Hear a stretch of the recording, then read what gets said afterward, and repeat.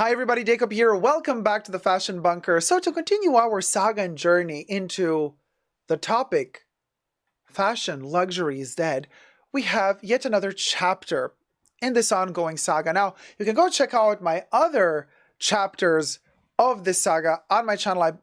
Every time a new topic comes out in this direction, I make a video about it and then I share it with you because it just kind of adds more and more to that pile of receipts that we have to, well, prove our point. Now, everything I say in this video is for entertainment purposes only, not rooted in truths or facts. Everything's alleged and just my opinion. So there's that, but there's a new article that just came out from the Financial Times nonetheless, and they too are stating in their article that indeed the time of luxury is wooga wooga. So it has withered, it has passed. They kind of compare it, and I found it an interesting comparison because I would say, okay, so they compared it to champagne. They're like the champagne era of fashion is over, meaning like, you know, the roaring 20s, the guzzling, the, oh, just darling, keep the champagne coming. Very Adina Monsoon, very ab fab. But I believe that these luxury brands are really in trouble when magazines and journals start reporting about them when they step it up a notch, and instead of calling it the champagne era, they start calling it the caviar era. Yes, Petrosian beluga and all the wooga, you know what I mean? So this is the point that I wanted to make. I feel like a lot of these publications are still not there in terms of saying, hey, luxury is really over, because they're still calling it the champagne era. But wait till they start calling it the caviar times have gone.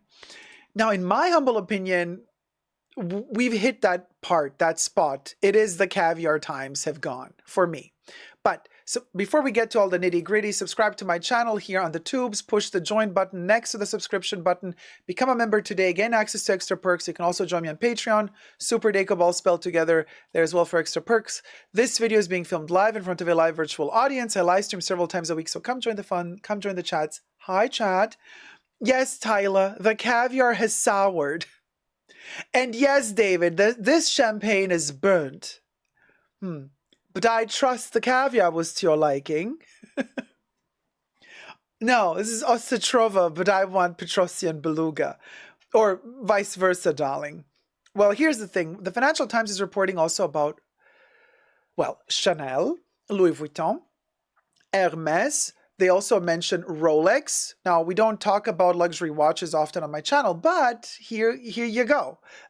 Today we are going to talk about it because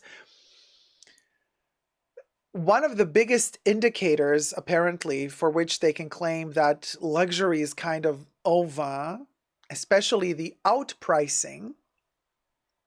A lot of these brands have outpriced themselves. Rolex. So they say that Rolex usually in the past couple of years would increase their prices twice a year. And this is something that us, luxury fashion aficionados, we're used to it. Chanel usually increases their prices in March and in September. Hermes usually increases their prices in January. Louis Vuitton kind of sneaks up a $10 price increase here and there every couple of weeks. So we're like, yeah, okay, we'll go. But for many people, it's a big indicator that something is awry, as Rolex, for the first time in years, did not increase their prices at the beginning of the year. They skipped completely the price increase. Now, they also state that in the past, up until I think 2018, Rolex would increase their prices once a year. But then as kind of closer to 2019, 2020, pandemic hit, and they started increasing their prices twice or three times a year, like major aggressive price increases. But now they just stopped. For the first time in a long time, no price increase this year, which in the jargon, the terminology of us discussing and dissecting luxury fashion and luxury in general, to some luxury brands that are very high up there, non-increasing the prices equals a price decrease for them. They may be still too proud. They maybe still are earning enough to satisfy their shareholders. So they're probably, they're still earning money, but not enough to just push their clients even further and say, hey, we're going to have another price increase. No, they did not have a price increase this year. So for big brands like Rolex, not having a price increase could be, in luxury terms, luxury girl math, could be seen as a price decrease. Technically, it's like they're giving you a pass. Like this whole year, you can still buy it for the same price. It would have been another 8 to 10% more expensive this year, but we're not going to do it. So it's almost as if we're giving you a reduction. You see what I mean? I mean, the girl math, honey. But more and more reputable publications are talking about this. But where did we hear it first? In the Fashion Bunker. So thumb up this video, subscribe, and listen, guys, because we're onto something here. Our wallets dictate the market. Just stop purchasing with your money, and then the brands are going to be like, uh-oh. Yeah, maybe we should go down with the price because we're not selling anymore. And Louis Vuitton, for example, also has a lot of price increases, but we've noticed lately that when they launch a brand new product, the initial price point for that product is not as high as we were used to seeing the products being priced at in recent years. Now, Louis Vuitton also, in a statement quite a few months ago, stated that starting from 2024, they're going to slow down on the price increases, but they're going to focus more on quality control. Now, here's the joke, you see. I thought to myself when I read that, well, hold on a minute. Are you trying to say that they're mutually exclusive to one another? So it's like, it's either quality control or prices going up or down. Like, why can't we have less price increases, but at the same time, more quality control? Why are you trying to say, like, what, when you were upping the prices for the past 3-4 years all the time, your quality control was in the mud? Is that what you're kind of trying to tell us between the lines here? Because it's not computing. It's not computing. Why are you trying to say, like, we're slowing down with the price increases, but we're focusing more on quality control? Are you saying you were not focusing enough on quality control in the past? Because personally, I've noticed a decrease in quality of your products personally. Okay, and like I said, everything I say in this video is for entertainment purposes only, not rooted in truths or facts. Everything's alleged and just my opinion. But like, what will go, will go. Because there's that. Now, interesting to note, Chanel is still stubborn as stubborn gets, and Bruno Pavlovsky is still pushing the narrative of, we got the best product, the quality is amazing, especially our heritage pieces, they're not going to go out of style, so the price is warranted, so we're going to have another price increase. But apparently they've also mellowed in terms of how aggressive these price increases are going to be from this year and what the percentage per price increase is going to be. That still remains to be seen, as their announced big price increase in March hasn't happened yet, as of now. The only brand that is still floating above the waters, isn't that fascinating, is Hermes. Hermes, still making the biggest revenues apparently. They're still in their double-digit growth every year, even in 2023 or 2024, because the first quarter with March has been reached, the first 3 months. But they still have to report about the quarterly earnings, of course. But the last quarter of 2022 saw double-digit growth. And they are increasing like 8 to 12% apparently, their prices, or well, have already in January, but they keep talking about a second price increase. And I'm not so sure if that's really going to happen. I hope not. But if it does, oh well, because they also state, well, during the pandemic, the other brands were much more aggressive with their price increases several times a year. Like we're talking up to 22% price increase at a time, while Hermes kept it at, 4 to 7%, 3 to 4% price increase, 3 to 7% price increase, but never into the 20% direction, like Chanel did, for example, during the pandemic. So then also Yves Saint Laurent, a lot of the brands that belong to the Kering group have seen not good growth, issues, with their sales. And so also they are slowing down. These brands have not mentioned publicly or officially that they're going to reduce their prices. The article does mention Burberry and their new artistic director being Daniel Lee, and how a lot of the clients retaliated against the new prices since Daniel Lee came as artistic director of Burberry. And so the article does state that Burberry did lower their prices secretly overnight. Well, what will go, allegedly. Now, and also, Chanel is at the moment amping up and pushing the bag market. I mean, we've just seen the Spring-Summer 2024 collection. Every single model had a bag on the runway. And in recent years, they've kind of slowed down a little bit, showing off the bags so aggressively on the runway. But it's an indicator when Chanel starts showing you bags on a runway on every single model, it means that they need money, in my opinion, because it's easier for them to sell bags than it is to sell clothes. So if they're offering a ton of new bags and a ton of new bag colorways and styles, and they're really pushing forth that concept, then that they need it more. In the past seasons, when they were more stable economically, there were less bags on the runway. There were still bags on the runway, but less than there are now. So to me, bags on a runway, at least for Chanel, are always an indicator they need more money. So that's what's happening right now. And very, very fascinating, because major news outlets are reporting about this. Patricia Casey says, you called it, Dacob. You said this would happen. Thank you, Patricia. Yeah, that's exactly, very, very, very fascinating.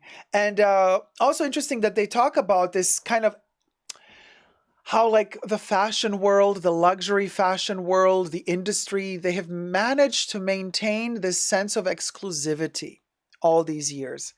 But here's the problem, you guys, and this is a logical mistake. It's the way of thinking that's wrong. Think about it.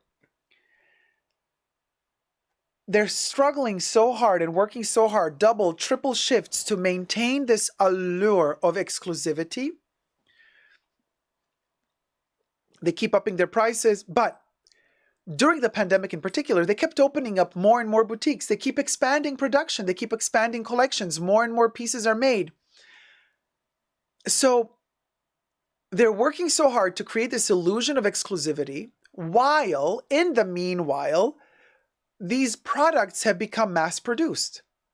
They keep expanding production, but they keep upping their prices, and they keep making you believe, because the prices are so high, the product is more exclusive. And in reality, they're making more. They're opening more stores. They're selling more.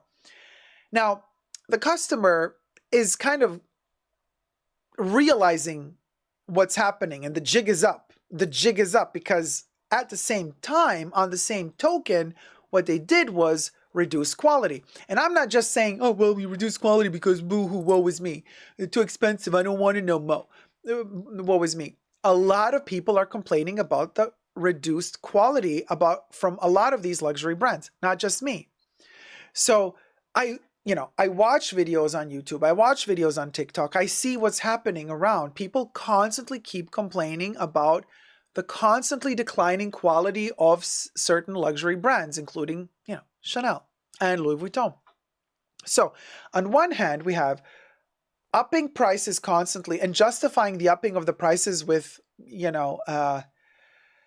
inflation. But then, the inflation rate is not as high as the aggressive speed at which some of these brands are upping their prices. So that lie flew out the window a long time ago. And then we have the amount produced is more and more and more. And these pieces are readily available and visible everywhere. Bruno Pavlovsky in an interview also said with Chanel, he said, we don't want to have this exclusivity situation like Hermes. He didn't say Hermes, but that's what we read between the lines. He said, no, the quota bag system, we don't want to have that. You can get your bag, but there is a waiting list because for some styles and colorways, you have to wait a little bit until they're produced. Blah, blah, blah. Creating the allure of exclusivity, when in reality, these bags are not only not exclusive anymore, the quality is not there either, but they keep trying to brainwash us to believe, oh, we're maintaining the highest quality standards for these bags. So the prices are warranted. The jig is up, you guys. Come on, wake up and smell the coffee. And on top of that, everybody's wearing the same shit. I'm sick and tired of seeing the same influencers on YouTube or Instagram having the Alhambra bracelet, from Van Cleef & Arpels, the Alhambra necklace, the love bracelet, the love ring from Cartier. The same old little trinkets that they bought on their journey towards an Hermes Birkin, whether it be an ashtray or a teapot or something. The Avalon, everybody has an Avalon blanket. Everybody has an Oran sandal. You know, like how many stinky feet do I have to watch on YouTube? Seeing those trashed up Oran sandals with the pedicure that needs a cure. Oh, no, we go. Toes. And Patricia says, and more collections at Chanel. Like, how is that exclusive? It's just, it's not exclusive. It's like, it's so dull. There's this new luxury content creator that just like popped up. I keep an eye. I scavenge the YouTubes. I just found this new channel popping up. Forgot the name. That doesn't matter. But anyway, so this lady, she's like, hi, you know, it's one of those people that has a little munchkin microphone. Oh, this is fancy. Look at my chubby Versace ring from like 10 years ago. It's all gross now. Anyway, she's like, well, it would be cool if this were the microphone, okay? But the microphone was ratchet. It was one of those ratchet microphones. Hi, everybody. They're holding a little microphone. Hi, everybody. And they talk in that voice, in that relaxed voice, like they're content with life. Everything is good in their life. Hi, everybody. I'm sitting on the floor in my living room in front of my couch. Everything is fine in my life. I'm going to show you my Birkin, and I'm traveling with a Rimowa suitcase. Of course, it's going to be the aluminum version. And I'm going to just pack my Chanel ballerinas in there. Of course, I'm wearing my Alhambra necklace. And I have a tip for you guys how I would pack these pieces. Separate everything in extra beauty pouches. I like to have my full set from Louis, and then I add that with a little bit of Christian Dior, but it all fits in my Rimowa carry-on. Of course, everything is classic. I have a Birkin 35 and a Birkin 30, very original, and I'm like, yeah, I've seen this video from another 50 content creators, just like mushrooms pop up just today. Everybody's doing the same shit. Everybody's buying the same shit. Everybody's conforming to the same shit. Of course, luxury is dead. And don't get me wrong. I'm not saying don't coordinate your packing cubes. Don't get a Birkin. I love a Birkin. I love the packing cubes. It's not about that. It's about the whole package, how you present yourselves. Each one of these people presents themselves the same. There's no edge. There is nothing new. Why are you starting a YouTube channel about luxury if you have nothing to contribute to the luxury community? If you're just saying what 50 other people just said before you in the past few days, let alone in the past few years, what is the new stuff you're contributing to the conversation? Nothing. You're just brainwashed and you're just thinking, oh, let me do it because everybody else is doing it. Love that. And another thing that's killing luxury. Let me tell you, listen, Linda. I've noticed this, and this is in particular very, very interesting. I've been noticing this a lot of in the Asian part of the world and China mostly. Okay. Singapore, Hong Kong. Listen, this is what's going down. A lot of these influencers, luxury, they have a ton of money. Okay, they don't have rich hubbies. You see these ladies, their hands they never touched a plate in their life. I don't even know if they eat because they're very skinny, but they never washed a dish. And unboxing 50 boxes of Chanel and this and that. And then they go and tell you stuff like, so they're unboxing a ton of Chanel products or Hermes, always the same stuff, always the same products. And they spend hundreds of thousands of dollars. And yet, in those videos where they're unboxing hundreds of thousands of dollars worth of goods, they're going to put in 2 sponsorships from some ratchet ass company nobody wants to hear about, poverty, like some random silk and random cultivated diamonds, and they're going to place that sponsor. I'm like, why are you doing this? Like, you obviously don't need the money because, hubby is paying for, for everything. And then it dawned on me. These cretins, they're doing this because for them, somehow, somewhere down the line, it became a status symbol. It dawned on me, they don't need the money from this sponsorship at all. They're just doing it so that they can show off to their viewers and to show off to other fellow content creators, look at my pedigree. And I also have sponsors. You know what I mean? Like, I am that person.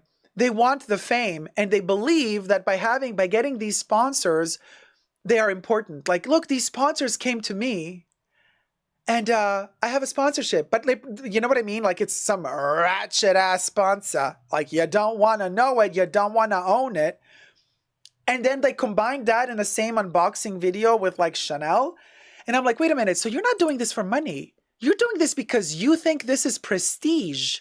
You think you're adding to your pedigree while unboxing 5 Chanel bags in one video and then dropping 2 sponsorship by some ratchet ass brand and nobody ever heard before. Girl. And you think you did something. And you think like, look at me, I'm so important. I'm so important.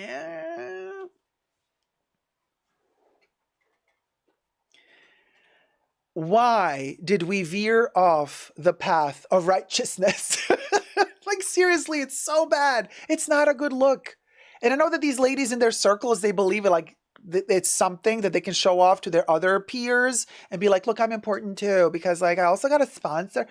Honey, yeah, unboxing $100,000 worth of Chanel crap, okay? And in that sponsorship, in that video, you drop a sponsor for something that's not even tailored properly to your body. And you're like, look how beautiful. Buy this, ladies. Use my coupon code. No. The two, it's such a clash. Such a clash. Anyway. All right. Now, listen. Listen, Linda. We got receipts because, oh yes, I see what's going down.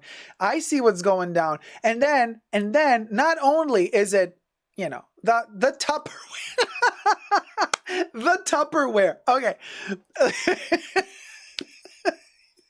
I mean, at least if it were cute Tupperware, I would be like, we'll go. Look, I got Barbie Tupperware. Hashtag not sponsored, by the way. Just a stupid example. I just turned my head and I saw my Barbie Tupperware with a little sparkling glitter. I adore this shit, okay? I'm not sponsored, but I mean, like not even like cute Tupperware. Like, we're talking Tupperware. Like, hi guys, hi ladies. We're unboxing this gorgeous Chanel ensemble that I also got on the pre-sale. And I also got full price here. And I also am unboxing the 3 Kelly Chanel bags. Yeah, because, Chanel also has their version of a Kelly bag. And, but today's video is sponsored by this Tupperware. Kev says it's the influencer starter pack. You need the set to join the club. Honey, it is ridiculous. Tina, you're completely right. And all the new podcasters as well. Oof. Don't get me started. The new again with the microphones, with the minion. Here, let me take a lippy. This is more ugly. Hi, I would like to invite to the couch somebody very important to me. It's been a long time coming, and I would like to invite to the couch. And then some other random ass bitch sitting next to me, and like we don't, I'm like, let's talk. And then it's so self-indulgent, manneristic, and these conversations about how fabulous they are, telling it to each other. I'm like, why don't you just whip them out on the table, measure them, see whoever got a bigger one, and let's call a spade, honey. Let's call a spade. Which one has the husband with a bigger job that can pay the bills? Seriously. Robbie says, influencer starter pack, trust fund baby uniform. Trust fund baby uniform. Exactly. Tyler, exactly. Becomes a D-sucking conversation. You said it, I read it. You said it, I read it. Uh, those po- and they all start them. Did you notice? They all start them around the same time. Around the same time. And then they're creating this little like a little like little cozy living room. Girl, a little studio living room. And then what do they love to do? They love to take their shoes off. I don't want to see your feet. I don't want to see your toes. I don't want to see your ugly ass socks. And then they all have to like lift their feet on the couch, you know? Cross their legs on the couch, and then they're like, I'm so cozy. I'm like feeling like, this is like it feels like I'm at home, like I'm just chilling. Bitch, I do not cross my legs at home ever like that. I do not sit like that. Probably would just faint because my circulation would collapse. I'm not that skinny, okay? I gotta just like flex my legs, like do yoga moves while I'm like just chilling and talking randomly about like how much money I spent yesterday. Tyler says, my friend just started a podcast and it's very that. Oh, Tyler, please save your friend. Save your friend. Save your friend. And he was save your friend. Oh my God, gosh, get a life in their best Samantha Jones voice. Don't mind me. I just got laid vibe. Yeah. That's exactly the vibe. They're like, yeah, and then they say stupid stuff that makes no sense, and they think they did something. They did something. The little tiny anally retentive microphone. Ugh. Let me know down below what your thoughts are, because honey, I'm done. This was a lovely moment that we shared together in this podcast episode. Hope to see you all next time, my lovelies. Love you loads, love you totes. Thumb up this video and subscribe. Never give up on Lerv in the club.